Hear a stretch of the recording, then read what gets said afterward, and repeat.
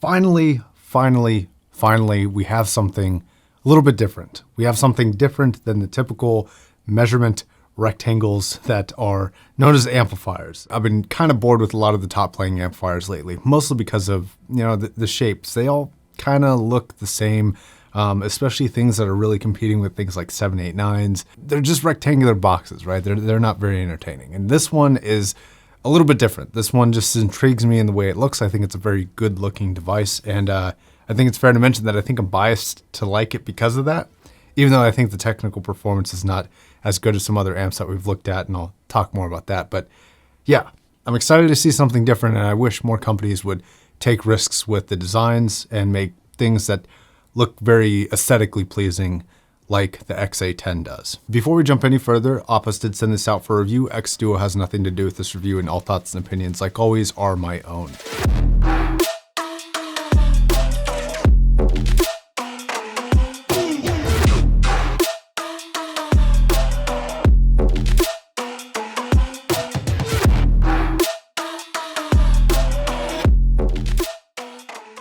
Now, with great risk comes great reward and some potential penalties. Let's talk about this design, right? Aesthetically, I think the design here is really cool. It's got this two-tone design with a kind of a gunmetal gray and a red finish, but it also has some features that fit within the design aesthetic, like this little red knob that has a screen inside of it. Now, this screen is about the size of your finger before your first knuckle. So it's fairly small, and that means all the little numbers and letters on there are fairly small too, and they're this orange color. I really wish they would have been red just to keep the aesthetic two-tone rather than now three-tone. But ultimately with this display, it's a little bit hard to see, even though functionally it's very cool. The knob itself does feel a little loose when you touch it. It doesn't feel like super stuck on there in a super firm way where you feel like if you knocked it really hard, it wouldn't knock over or anything like that. It just kind of feels like it's on there. Now on this notched volume dial, this will occasionally miss the turn. So you'll feel a turn, but you won't see the number go up. And then you keep turning it and it'll finally catch up a little bit. But that was really the only issues that I had with the volume knob. I think aesthetically though, this thing is super killer. Keep saying that, but I really do like the look of this thing. On the front, you also have an XLR output, 4.4 millimeter balanced output, and a 6.3 millimeter or quarter-inch output for single-ended headphones. This thing is kind of small from top to bottom and from side to side, but it's fairly deep. And then it has an antenna for the Bluetooth connection on the back. Now, there's actually a number of other inputs, being coaxial, optical, USB, as well as RCA inputs. And so it's a fairly versatile device, but when you get down to the settings, this is actually also fairly simple. It's got some side buttons for your input, your control settings, like your gain settings and your DAC filtering settings, and then of course a button for your Bluetooth. Now that is pretty much the limitation of what this does. High and low gain control, a couple DAC filter options, and then the rest is just inputs. And that's basically the limit of the functionality for this device. A couple more notes on the build. This does not come with an internal power supply. I would have loved to see this thing with an internal power supply personally, because it does come with a brick that you will have to find a place for. Now on the sides here, you do see a subtle lighting effect through the Xduoo X of this slight blue light. Now this turns the three-tone build into a four-tone build, being orange, red, gray, and of course that subtle blue. I actually think if it was just the red, just the gray, and just the blue, it wouldn't be too bad. But I think the addition of the orange there just kind of throws the design a little bit off. Now internally, this is a fully balanced DAC and amp, so it's got dual AK4493 chips inside of it, and then it puts out of the amplifier about 4 watts into, I think, 32 ohms. So it's got a lot of power. It's a truly balanced system throughout. And I think the general sound quality I think here is pretty good, but I do notice some slight edges that other amplifier systems have over this thing for sound quality when you split the DAC and the amp up separately. Now this is going to jump up a little bit in cost, but I think it's just super stellar for sound quality, and that's going to be the A30 Pro and the D30 Pro DAC amp stack. And those are both from Topping. Those, unlike the XA-10, do have some of the best specs and the best measurements for the price, and only costs a little bit more than this thing, but you get a little bit more power, but more importantly, it's audibly a little bit crispier.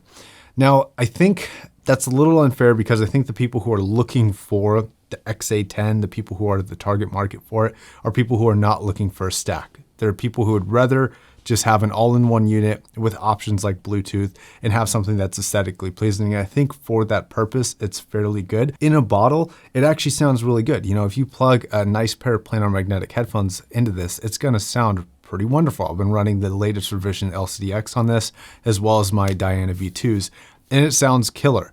But it's a slight comparisons against some other amplifiers that are really kind of spec measurement beasts that are unfortunately in those boring rectangular boxes. Those do, I think, outcompete this for sound quality. And I'll note a couple of differences here that I'm hearing in this. So one of them is the treble resolution versus forwardness. So this is going to push the treble a little bit more forward than the others will, but it doesn't match it with resolution. So you get a little bit of a glare in the top end comparatively, not a terrible amount, but comparatively to the A30 Pro, you are going to get a little bit of glare, whereas the A30 is going to glide right through that easily. Now, I do think here that, and I don't mean to come across as arrogant or any form of that, because anybody with enough experience would be in this category, I think. But a new buyer buying up into a system from a lower end system, I don't think is going to notice these issues. If I were to come and listen to the XA-10 and then like 48 hours later, go and listen to the A30 Pro, I might be able to tell the difference, like just maybe between the two and call it out accurately. But like with no comparison, I don't think you'd really notice these minor things. Dynamics were also something that the A30 Pro was a little bit better. I'd say under 5% better, not really a notable amount, but if you know what to look for, you will pick it out a little bit. Again, on a direct head-to-head. So I think for this, for any sort of conclusion, you know, this is a weird take, and I wouldn't normally take this stance, but since I am, you know, admittedly biased in the situation towards the look, I think every individual is going to have to decide, do they want good looks or unique looks, something that looks different than most other things on the market, and good but not pinnacle sound quality, or do they want pinnacle sound quality and they're willing to sacrifice looks? I can't answer that for you. I can barely answer that for myself. I think I unfortunately have an obligation to listen to the best available equipment to me. So I would personally pick the A30 Pro and the D30 Pro over this.